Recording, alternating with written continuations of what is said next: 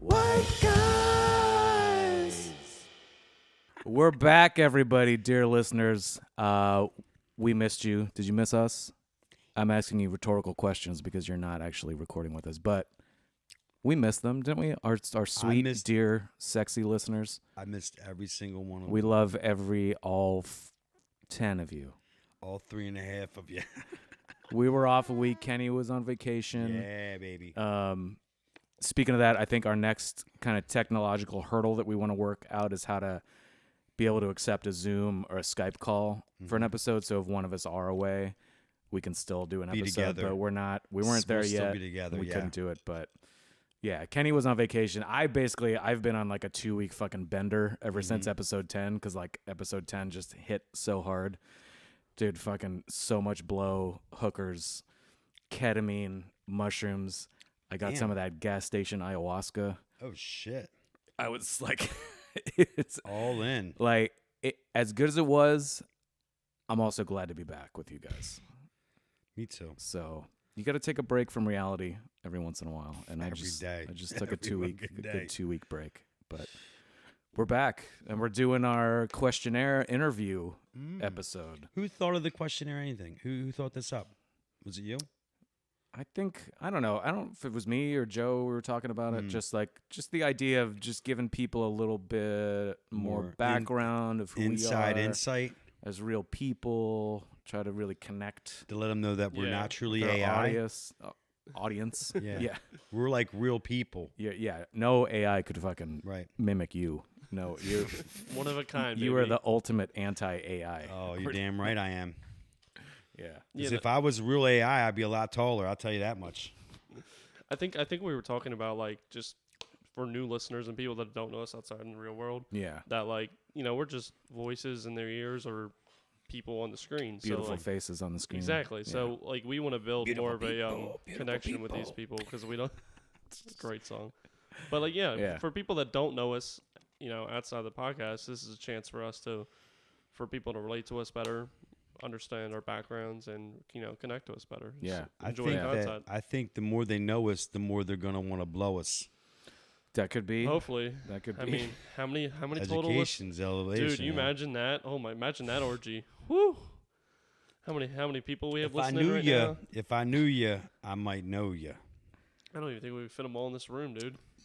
So I had one here written in by a listener, and this person says, "I know you guys were very interested in like special months and holidays." I think you are. Like, you're into this fancy months. Hold on, I'm trying to read this. I'm sorry.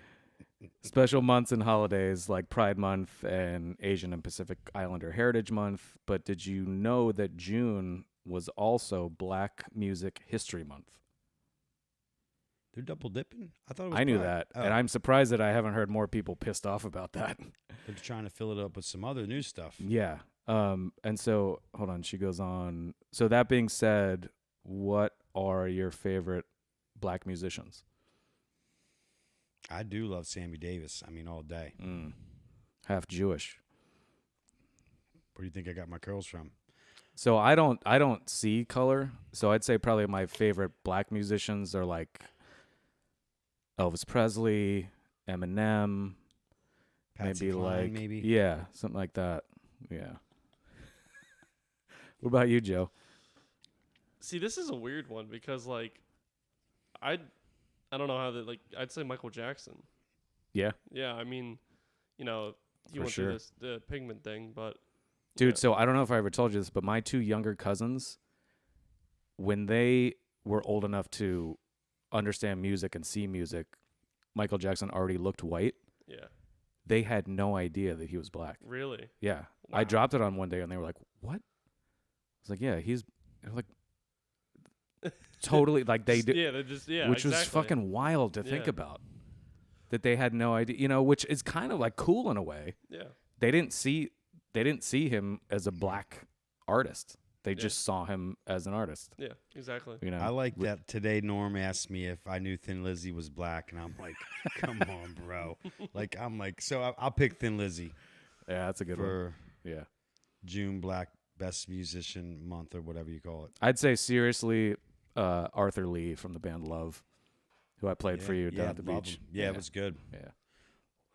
Death was a cool earlier punk rock. They were cool. I saw their documentary. I thought that was really good. So are we going like before my time, or like is that? I think anytime, really. really. Because like if I was to go like because Michael Jackson was when I was younger, like that was it's before he passed. Yeah. But like modern is like the artist I was just playing for you was Juice WRLD. Oh yeah. That passed. He was for my generation huge. Like still to this day is insane. Like this guy, even Eminem was just like, this guy's he could freestyle for hours. Just keep going. He was the most lyrical person in this generation. And then another one that was huge impact, controversial, but his name is XXX Tentacion. Oh yeah. His music is like I talked to you about this when we were editing the one night. Like it's right time, like right music, right time. Yeah. Like his music really connected to me when I needed it, and that still to this day, like even though Juice WRLD's a better artist, X is probably above him versus Juice. Those two guys are just, unfortunately, I had a string of artists I like, and every single artist like, oh, that's my favorite artist. He passed away, so I stopped numbering like, oh yeah, that's my favorite, because every time I did it they passed. So I'm like, all right, yeah, I like these artists. So you're the one that's getting these guys. So didn't he actually get robbed? Wasn't he mugged and robbed with like 30 grand? So he was in cash in his pockets. And there's this I don't know if you ever saw the jokes. This young female comedian, but she talks about that, and then she's like, I feel if anything that's a great advertisement for crypto. Oh yeah. And she got so much shit for. I wish I could remember her name, but it was so funny. I did see that. Yeah. No, I mean, he was going to shop for like a motorcycle or ATV. Yeah, right. Had a little duffel bag, and like the court case just happened, and they had cameras. It was crazy how many cameras. They literally saw the entire thing unfold. I watched. It was like hours and hours of footage on this court case. I watched the entire thing. Wow. And it was crazy. They watched when they pulled up, where they were in the stores, every angle. They had so many different angles in these guys, and watched it just all unfold. It was crazy. So it was premeditated then? Oh yeah, it was. They knew. It's like your generation's OJ, but different. Yeah. Well, I mean, it was kind of the same thing. Like when Tupac died. Yeah. Like they're like, oh, Tupac's not dead. Did he? Exactly. It was the same thing though for like a long time, and unfortunately his mother and his label are putting out snippets and like putting them into songs, and it's just like the fan base is just like, dude, you're milking it. It's so fed up. Now they're doing the same thing with Juice WRLD, but Juice WRLD would literally go into the studio and make 15 songs a night. Wow. And just not release them. That's a lot. So I appreciate this question from a listener, but at the same time, questions like these kind of bug me in a way, because when I think about musicians that I love, I don't think about what color they are. I don't worry about the race thing. I love Pharoah Sanders. I love John Coltrane. I love Alice Coltrane. I love all kinds of spiritual jazz from the 70s. Love all kinds of old school hip hop and art. All day. But I appreciate that she let us know that. We didn't know. I didn't know. June was black. Yeah. They got washed so there out we with go. all that it color. It got washed out by the rainbow. Rainbowed out. Joe, do you want to take a question? Yeah. So I'll start with do you want me to start with my questions, or do you want me to present? Sure. Okay. Yeah. One of yours for Kenny or for me or whoever. So what you want me to read? You want me to read one of your so I'll present it and you guys give the answer. Sure. All right. So we'll start with Norm. What did you want to be growing up? Well, for a long time I wanted to be a black man. Actually, I don't know if we can say. I don't know if wigger is okay to say anymore, but I definitely went through a major wigger phase in middle school where I had the cross colors. Did you ever go to cross colors at the Coventry Mall? They had the matching tops and bottoms. I couldn't afford that. I wasn't from O&J. Yeah. I had two cross color outfits. I remember, and I couldn't afford the MC Hammer parachute pants. So my grandmother made me a homemade pair. I would love to see a photo of that. That would be great. Oh my God. I had parachute pants. Got them from the New York store. It was great. There you go. Nice. So I did get hooked up. My mom hooked it up. But I did want to be, when I was younger, I did actually want to be a fighter pilot. I had a cousin of mine who went to the Naval Academy in Annapolis, and I idolized him for a while. And but then I found out that you can't be a fighter pilot if you're colorblind, and that kind of totally destroyed your dream. My dream, yeah. That fizzled your flying, didn't it? You could have like a little rocket. That sucks. So what was your second best thing that you wanted to be? That was it. A black man or a fighter pilot. Well, you did have two. That's cool. Black fighter pilot. That would have been great. At least you would know what color you were. Yeah, right. All right, who's going next? I got one for both of you. Okay. Atlantic City or Las Vegas? I'm going to go with Vegas because I've never been there, and I definitely don't like Atlantic City. No? Now, I'm with the see Tool. It's just weird. You go like to a concert, you come out, they got all those little pool wagons. It's real, though, it's just man. Bizarre. The thing I love about Atlantic City is, like, Vegas is amazing because it's so big and over the top and exaggerated. Mm-hmm.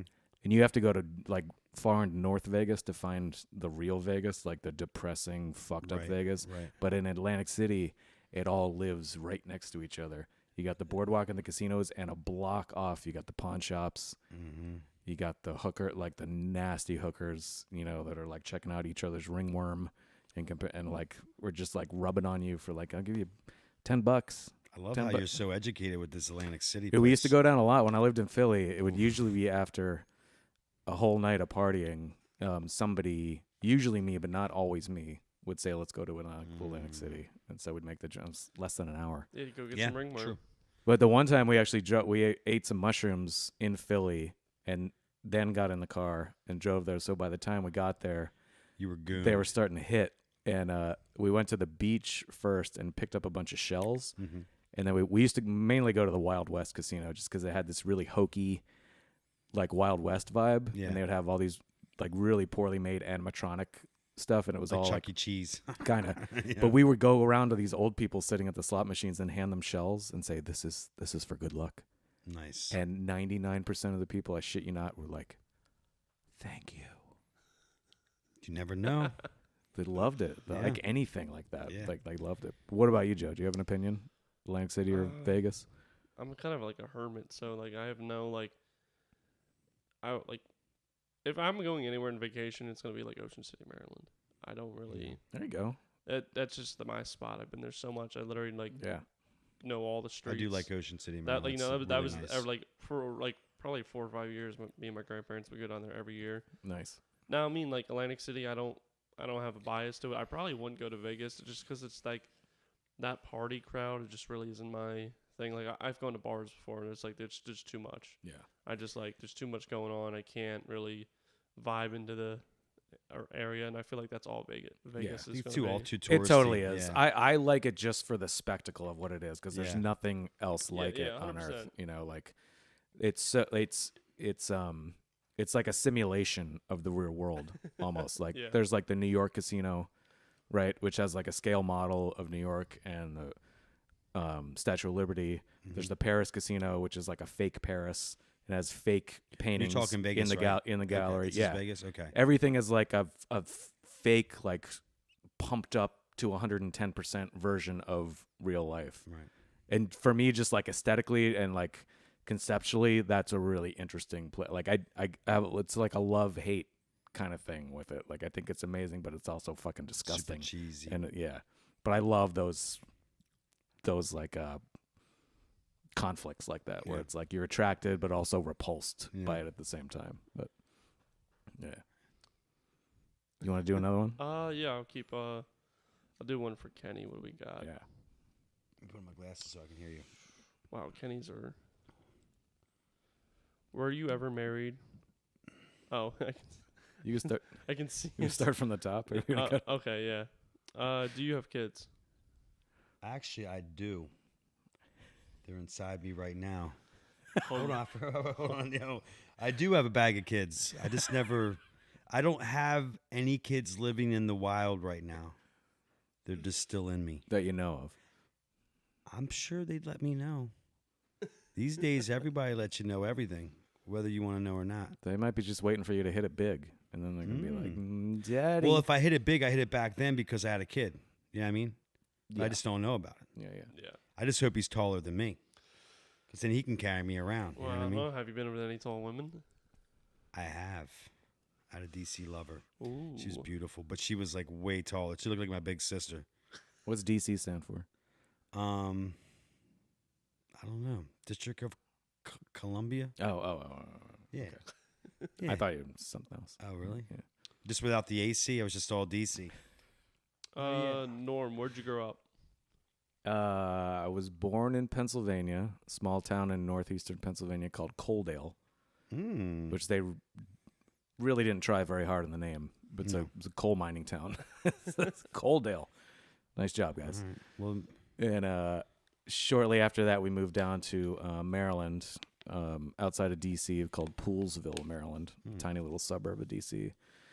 Then we moved to Cape St. Clair, which was another suburb of Annapolis. That was really cool. It was like right on the Chesapeake Bay.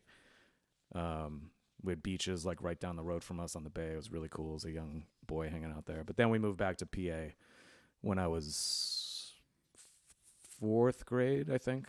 Like right back to this area, and I've been here ever since. Yeah. Same asshole, never moved. That's right. Yeah.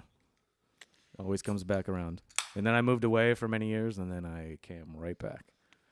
Because all the things that I couldn't stand about this area, like all the sleepiness, the old farmhouses, the rolling hills, all like as an 18-year-old when I was fucking ready to go and take over the world, I was like, listen, I need to get out of this sleepy little white enclave in the middle of nowhere. But like then when I got older in my 30s, I was like, those things are kind of attractive. Yeah, it's like kind of when I was ready to leave the city, I was like, where am I gonna go? Well, Chester County is kind of nice. You know? They say like Pennsylvania's a state people come to retire in. Oh yeah. Yeah, like I've heard that. I think I may have heard that in school. Like Retiring. like most young people move out, most old people move back in. Mm-hmm. So it's probably that like loop you're talking about. Like when you grow up here, move out, and then when you get older, you move back in. Yeah. Yep. That's I've seen it happen, and like realistically, like I know just like from people that were born in the city, or for example, let's say you're born in the country, they'll move to the city. Yep. And then after you're done the city life, you move back to the country. Yeah. So I feel like that's the entire state of Pennsylvania is like that whole country kind of vibe. Move out to more populated city life, and then move back when you're ready to retire. Yeah. Even my city vibe was kind of country in a weird way, because like I lived in northern Fishtown before Fishtown is what it is now, when it was still kind of Wild West, when like most of my block was all abandoned houses. We were one of the only lived in houses in the block, so we would have bonfires and music shows in the backyard and grow vegetables and just like hang out, like shoot fireworks off in the middle of the road. And like no, because it was empty, and there was like a weird, like you'd actually see the stars from my backyard in the city. And so I had a weird, like I never had like a center city deep urban experience. It was always kind of on the outskirts in a way. You were the activity. Yeah.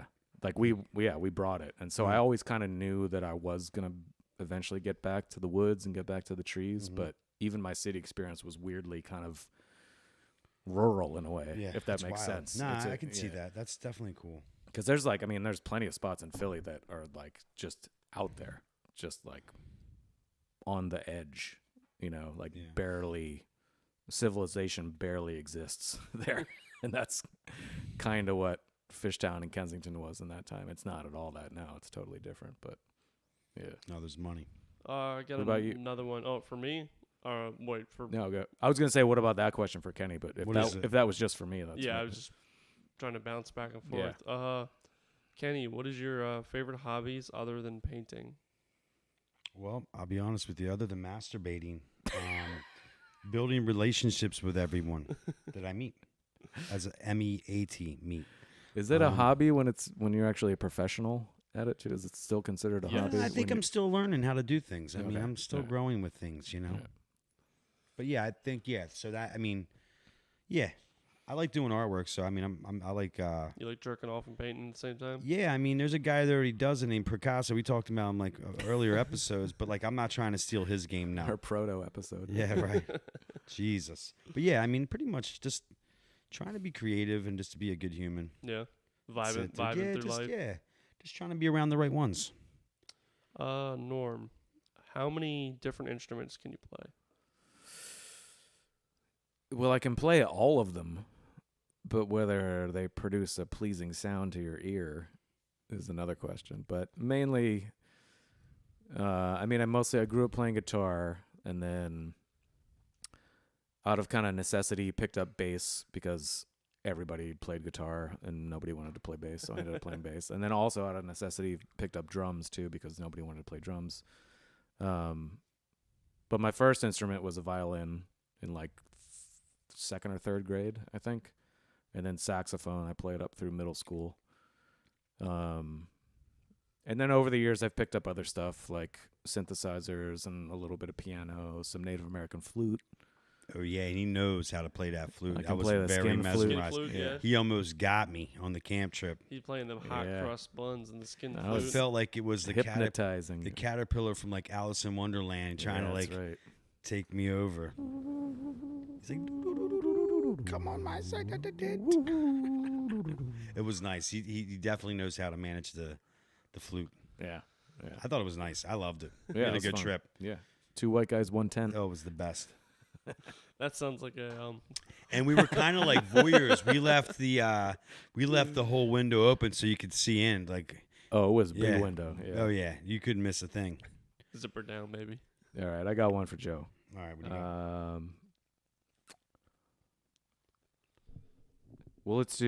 We'll do this one first, and then we'll do the other one later.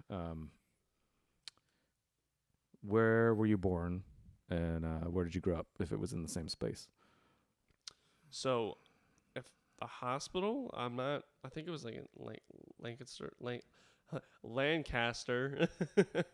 but Amish country. Yeah. So I grew up in Honeybrook. Grandparents legally adopted me when I was 3 years old. So I grew up with them from 3 all the way to 20. So I mean, yeah, Honeybrook was just my spot. All my neighbors were Amish. Smorgasbord. Yeah, if I wanted to go anywhere, I'd have to drive a couple miles into the town, and then I knew everyone in town. It was like, it literally didn't change from the time I was 3 to the time I was 20. Nothing changed. Yeah.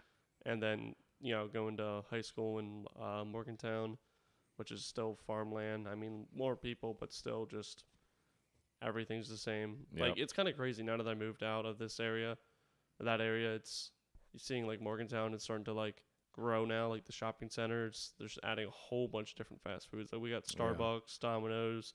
They just added a Wendy's.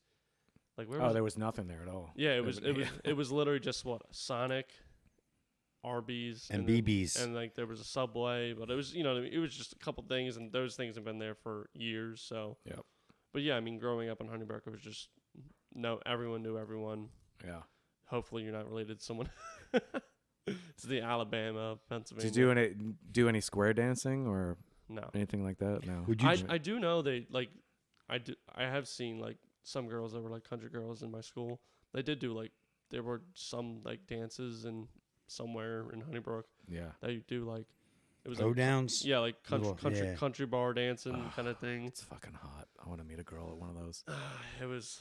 I've never been, but I've seen like Snapchat stories of people doing that. I want to go. It's just not my thing. Like I said, I'm a hermit. I don't like that lifestyle. Yeah.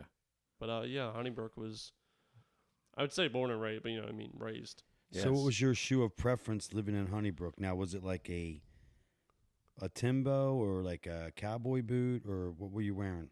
Fikes? I was wearing Nikes, dude. Yeah. Okay. All right. I mean, you got to think about it like. Now, you weren't wearing like Monarchs like these old dads wear, because those shoes are crazy. What was my go-to? It was Monarchs. We're gonna pull. You know what the fuck I'm talking about. I know what they are. It's like you gave up. Like it's like a medicated Nike sneaker. It's like you're like still trying to be cool, but you're really not. One of those white New Balance. Yeah, the white New Balance. Exactly. It's exactly that, right. Dude. Yeah. You know, love it. If you ever, I'm like this. I'm this close. If you ever see me rocking some Monarchs, dude, you won't. No, I'm saying I'm this close. Oh, you're gonna get them? Hell yeah. Well, You've seen my New Balance collection already. Yeah, no. Yo, his feet probably still hurt. He thinks he's putting medicated sneakers on, and his feet still hurt. No, my go-to was probably like an Air Force One. Okay, there you Did go. that. Nice. Then like Nike Air Max, did that for a while, and then did like weird ones like Nike Prestos, and all kinds of stuff. But occasional Vans here and there, but mostly Nikes. No cowboy boots. My cousin grew up with me too, and he got into cowboy boot phase when he started working. I'm like, dude, I hate you. Yeah.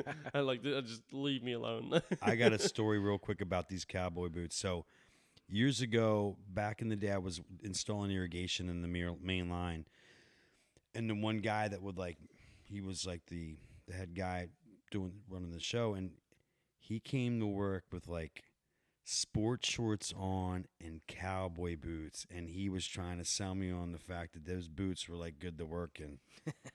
But he's wearing like tennis shorts and cowboy boots, and I was like, dude, man, like there's no tread on them things. Dude, my cousin does it. He wears steel toe cowboy boots to work, and he's like HVAC install, and I'm like, it just doesn't.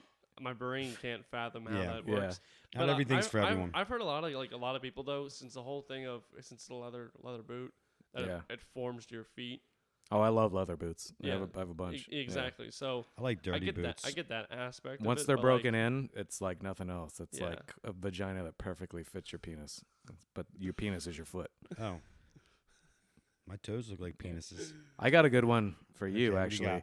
So this was a couple people actually sent this one in, and it's fun. This is a fun one, and I actually had it on my list for you too. Oh shit. So there's a couple listeners that are on the same wavelength as me. For Kenny, what's it like to live with autism? I've never met that person.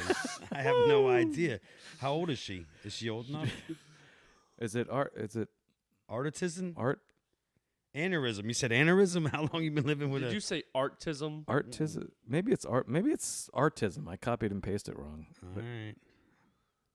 I think it's autism. It's I don't even know how to respond to that. I wasn't ready for that, Mr. or Mrs. Listener, or her, them, they, he, or whatever's. We're not going to give you the whole script. That's pretty Kenny. good. I don't know how long I've been living with it. No one ever told me. This is the first time. Oh, it's the Was first time ever- you're hearing about? Yeah. Dude, everyone's. I didn't realize I had.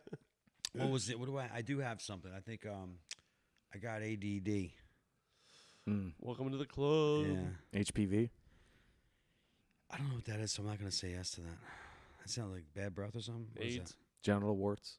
that? No. I don't have any genital to have any warts. Yeah, how can you have warts if you Yeah. just Ken doll smooth? Yeah, exactly. There's no. Oh, good point. He listens. Naturally immune to HPV. We're going to synthesize. Well, they say that vaccine is a little sus, so maybe we need to synthesize one from your body to start to give. I think I could save the world if I I think could you grow. If I could grow a penis. I had a dream. I believe Kenny's penis is the future. Let it Stroke grow it well and let it lead the way.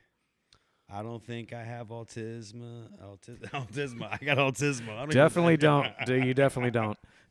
Oh my God. Hey, All right. hey Norm, I got a pretty Ask good me one a for All right, you. all right, come on. Where did you Bring it. lose your virginity? Oh damn. Oh, easy. This Your place- mom's house. No, place on the changing table when I was getting my diaper changed. I was like two, I think, and no. You're getting excited.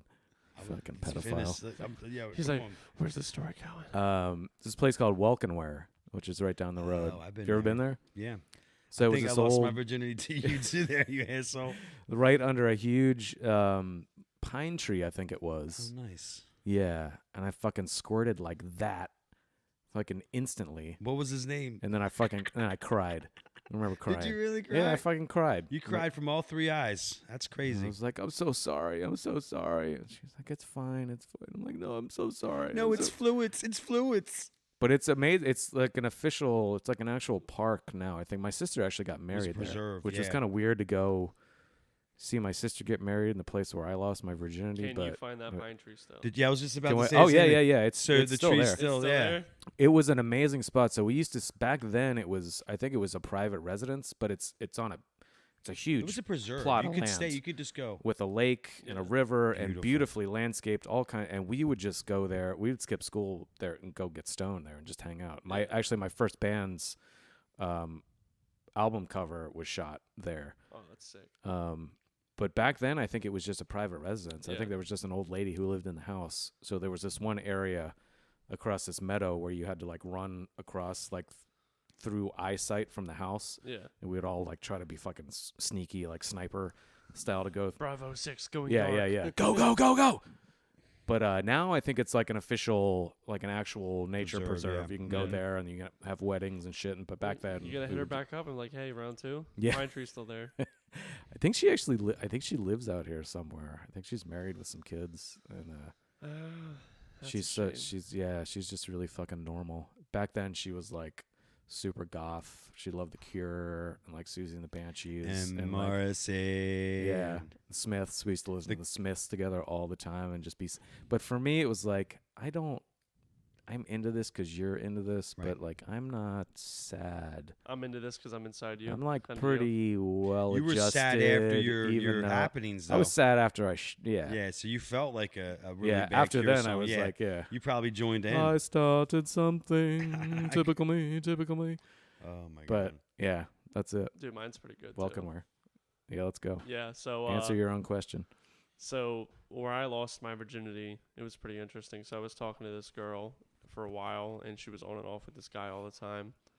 And so we were in high school, and so high school, middle school, they like back each other. High school was up on the hill, you go down the hill. Middle school, and then behind that's all woods, like baseball fields in the woods, football fields in the woods, trails.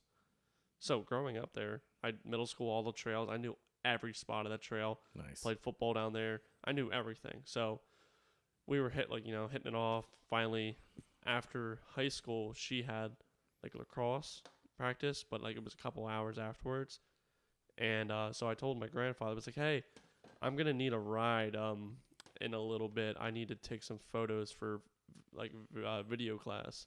Yeah. And he's like, all right, yeah, cool, no problem. So we walked down from the high school to the middle school and then walking the trails. Now the cross-country guys are running the trails, so we got to have our phones out, like we're taking photos, really trying to sell it.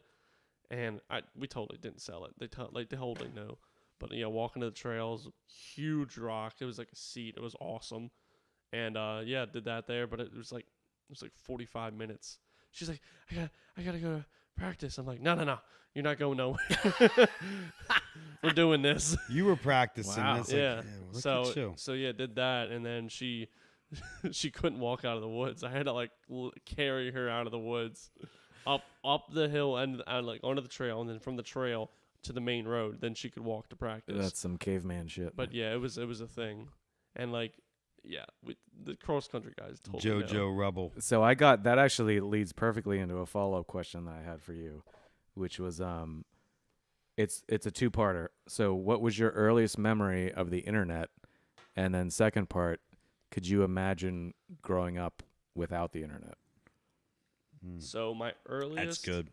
Memory of the internet was my grandmother always bitching that her computer didn't work because she had some ancient ass computer that never worked. Yeah. And then Dell. And there was cum smeared all over the keyboard all the time. So I was You didn't see really, your pop working. I that was thing. really young when that. Why are these keys stuck, Joey? But so yeah, then it was just like I think I got a iPod, and then we got laptops, and then it was funny. My younger cousin was actually the first person to like look up porn on the computer, and then I saw it, and then that's when everything spiraled. I was like, "What is that?" And then it was What age was that? Do you remember? Oh, dude, I was young. I was probably like 6, 7. Damn. That's depressing to me. Yeah, I was definitely young. Dude, I was so young when I was watching porn that I literally looked up, like, this was before I could, like, fully shoot, and I was like, what is the white stuff coming out of his penis? Like, because I didn't know, and it was literally searches like that. So you look that up on the internet? Yeah, like, because, like, I didn't know what it was. Yeah. I didn't have the talk yet. Like, I was just so like that's a kind of a bounce back towards your generation learning what it is to my generation learning what it is. I just kept going down the Google rabbit hole to figure out what things were, and then caught on over time. But yeah, but, I mean, we would have too if we had access to it. We just have magazines and so it was just magazines and talking Yeah. to like.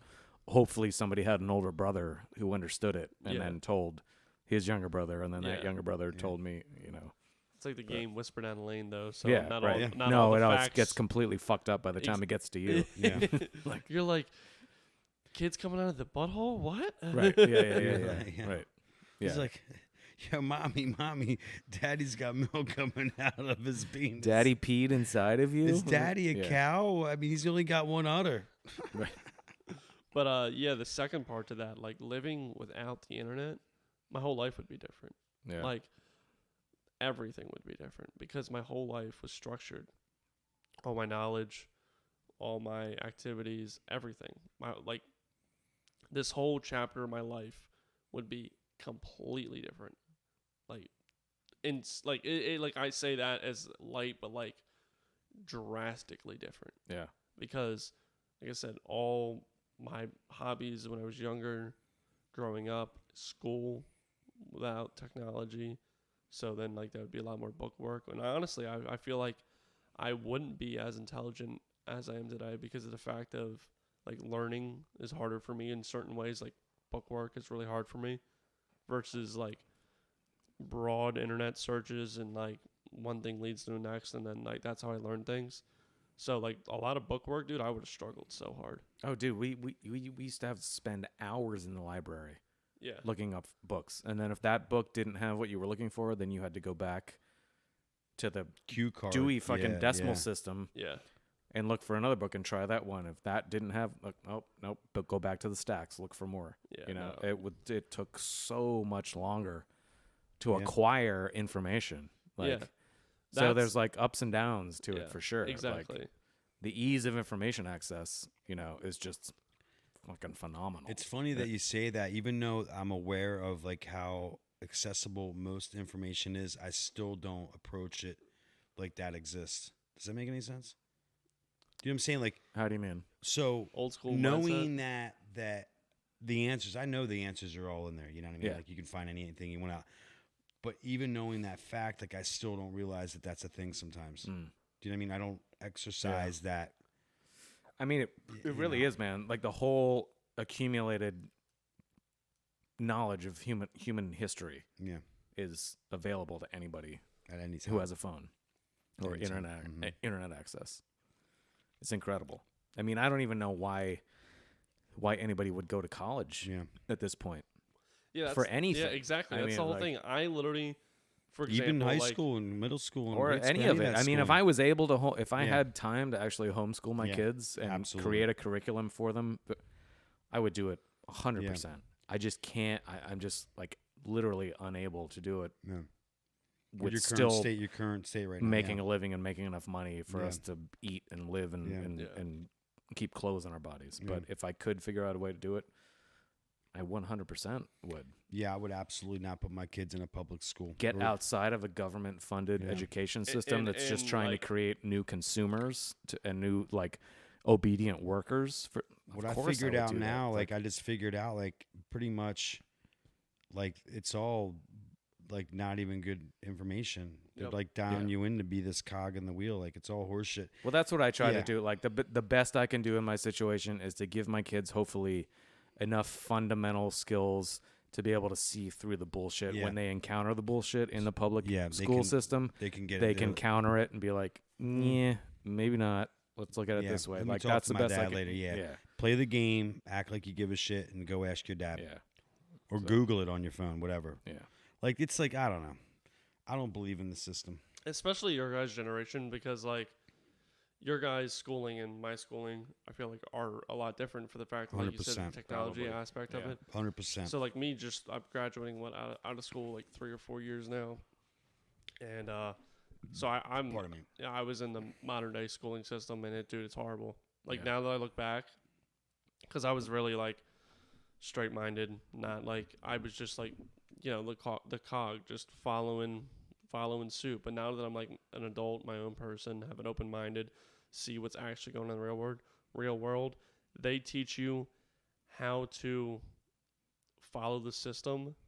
They teach you how to do a consumer job. Yep. They do not teach you how to make money. Nope. They do not teach you how to They don't want manage you to. money.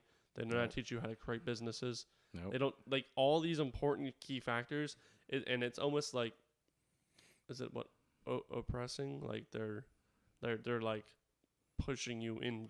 They want you to be a minion. Period. That's exactly. Like Yeah. That's it. and Worker like, bee. I follow a lot of like millionaires and like aspects of how they talk about it. It's like they do not teach you how to survive and like, all right, they teach you how to follow the system. They do not teach you how to thrive. Like, for example, like big person Andrew Tate, he went over it.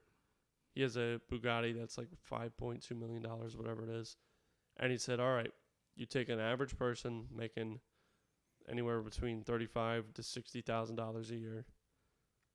If you don't spend any of that money ever and just save it, Right.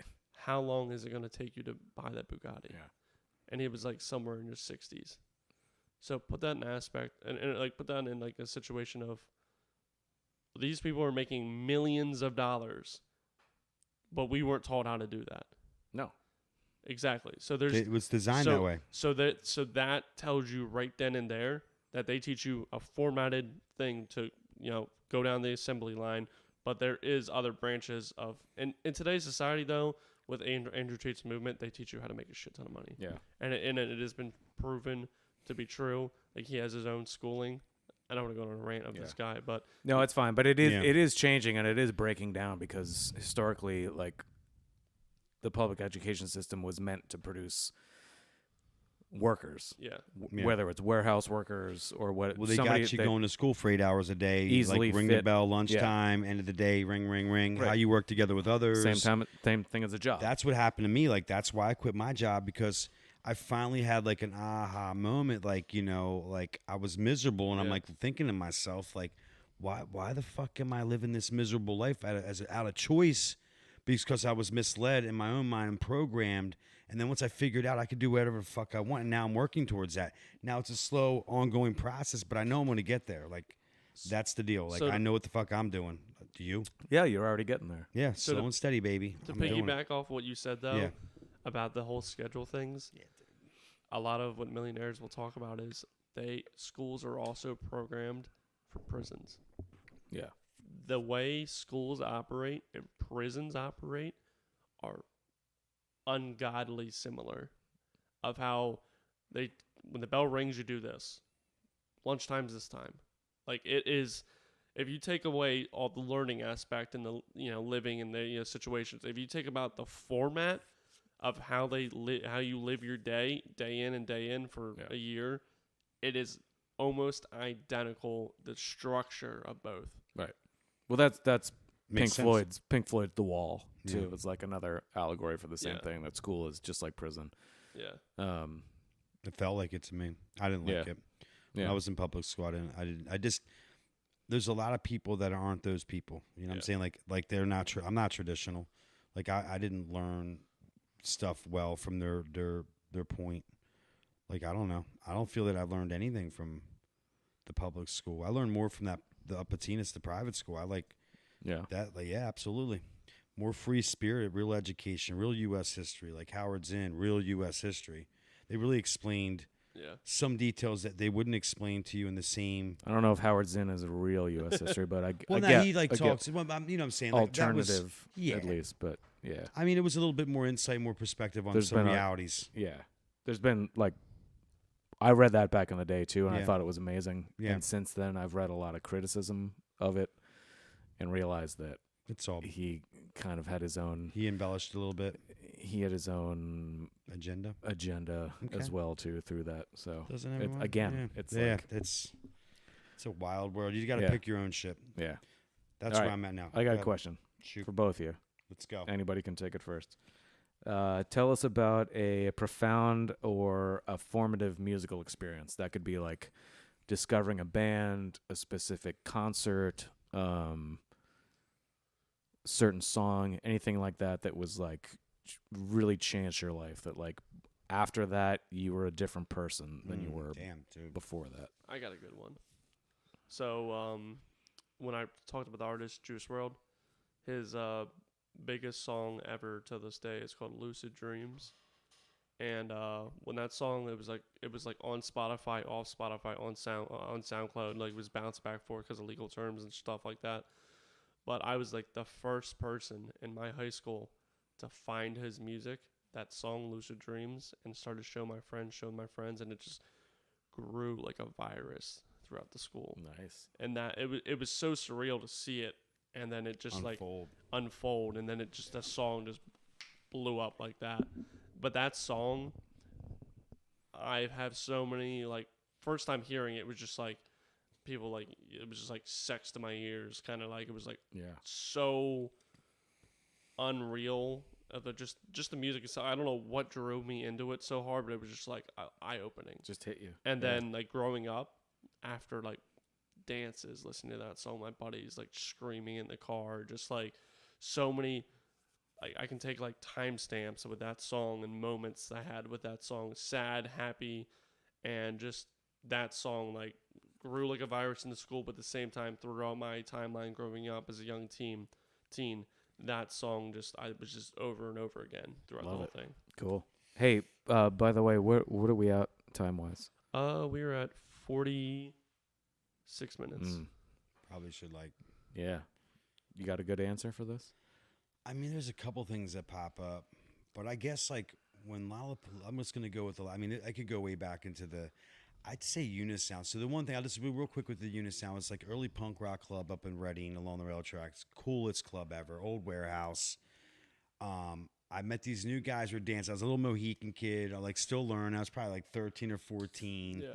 And I kind of started moshing, and then I must have bumped into this very large skinhead guy. I didn't realize what was happening, and I ended up finding myself peeling myself off the floor. He literally picked me up in midair and slammed me so hard on the fucking wooden floor. I learned really quickly. Fucking skinheads. Fuck around and find I guess out. I must have bumped him. I could have hit him in the penis. Who knows? I don't know what happened, but I know I was peeling myself off the floor. Unfortunately, I was able to peel myself off the floor without being broken. Yeah. But that was some It may have because you were trying to suck his dick on the dick. Nah, I You're think the perfect height for him. Nah, he okay. just was not into me at all, Yeah. and he let me know in every physical fashion besides forcing me to suck his dick.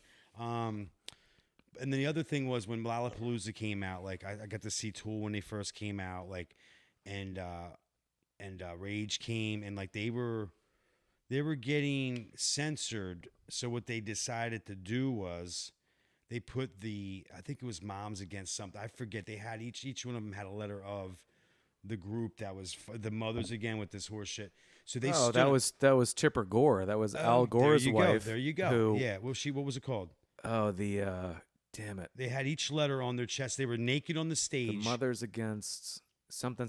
But that's who came up with the parental advisory, explicit lyrics, stuff. Yeah. So they stood on stage. If anybody doesn't know, that was Tipper Gore, the wife of Al Gore. Fucking Democrats. That's what they did back then. Yeah. And they stood on. They each had a letter of this group that they're they protest. the PMRC. Yes, I think. Yes. So they stood on stage with this obnoxious noise, and they stood there naked with. Who is this? Rage Against the Machine. Oh, Rage, dude. Yeah. They totally But they ended up. What was really cool about what they did. I got to see them at the Trocadero. If you went to the Trocadero, they would stamp. I still have the ticket, I'm sure. They played a free show at the Troc to honor them not playing at them protesting at the Lollapalooza. So you had to go to the Troc and they would stamp. They stamped these little puppies in a basket on the original ticket, and then you could go see them. I think Tool opened up, and then was Rage. It was just crazy, man. I'm not 100%, but that was some monumental stuff. Yeah. The slamming on the floor sucked, but I learned very fast to have eyes in the back of my head. Yeah. It was a very good lesson. As harsh as it was, I learned when I go to mosh, be fucking aware. Gotta be aware. If you fuck around, I found out. I found out hard, dude. It hurt. I sat out of it for a minute. But I got back in eventually. I'll do a quick one. So I used to play sports when I was a kid, and I went down to a football camp in 7th grade down at the University of Virginia because I had an uncle. He was actually like a second cousin, but we used to call him not like an Uncle Daddy. Uncle George. Okay. So he was actually like an incredible football player. He was a runner up to the Heisman Trophy in college, and then coached under Joe Paterno at Penn State before he became the head coach at the University of Virginia. Cool. And so me and two of my buddies were like really into football in middle school, and we found out that they had this football camp down there. And my uncle was there, so he got us a deal. We went down. It was cool. It was a whole week. It was cool until like a couple days into it, everybody found out that I was related to Coach George Welsh, and then they ran my ass so fucking hard. And I was not a great athlete. I was okay, but they fucking ground me into the ground after that. You were done. So it sucked. Yeah. Fucking sucked. But my roommate played me Eazy-E's first solo record. Easy Does It. Oh, yeah, he sure did. For the first time, and I was like, holy change your life. Fucking shit, what is this? Yeah. And then he played me Straight Outta Compton after that, and I was like, instant. I was sitting like, the hair on my arms is coming up right now just thinking about that, because that changed my entire I had never fucking heard any kind of music ever like this before. And it like sent me down this whole path for the rest, 2-3 years. I was like deep into that world until I heard Nevermind, My Nirvana. Yeah. And so that snapped me out of my hip hop phase and turned me into a whole different direction. But like for those 3 years, I was like deep. 2 Live Crew. You got Shorty the Pimp. Yeah. Too Short. Yeah, they got 2 Live Crew. Luther Campbell, God, a hero of a libertarian hero and a hero of free speech. Yeah, he fucking took it all the way. I think they jammed on Donahue the one time. They came out on Donahue, bro. No, he won in his what was it? His obscenity case. They arrested him on stage for obscenity. Yeah, and he took it all the way, and he won. Yeah, right. So he's Luther Campbell. Yeah. Fucking did it. Good job, buddy. Yeah. I loved it. We had a good timeline. I love my timeline because I came in through because I'm, I got some I grew up with culture. Yeah. I love it. Like I learned about it. Cool hip hop back when I was going like in grade school with Sally from the Valley. In grade school on the back of the bus, she'd sing Sally from the Valley from what was his name? What's the MC? He's a good MC too. I think he's from the UK too. Everyone thought he was local, but he was a UK. He had the patch on. Yeah, he did Sally from the Valley. I can't think of it. We know it. We'll know it later. But like One-Eyed Willie. Nah, no, not that. But he was great. Keanu Reeves. No, not that guy. Yeah. No, he's white. We have so many other questions we didn't get to. Yeah. But check us out. WYTGYS@gmail.com if you want to email us any questions, concerns. Send us videos that you think are funny. We'll comment on. We're on Instagram, TikTok, YouTube. Find us on YouTube, Apple Podcasts, all your favorite podcast platforms. And please do us a favor if you like what we're doing, and even if you don't, give us a 5-star review. And if you really like what we're doing, give us a little actual like type up some text and some words review, being like, Kenny is fucking sexy. I almost saw his ball sack slip out of his shorts tonight. Ooh. If the camera angle was a little bit tighter, you would have seen it. Or whatever you want to say. Yeah. But this was episode 11. And fucking love you guys. Cheers. I love you too. Cheers, boys. We'll be back soon. Yeah. See ya. Yep. Boo. Bye-bye. Bye-bye. White guy.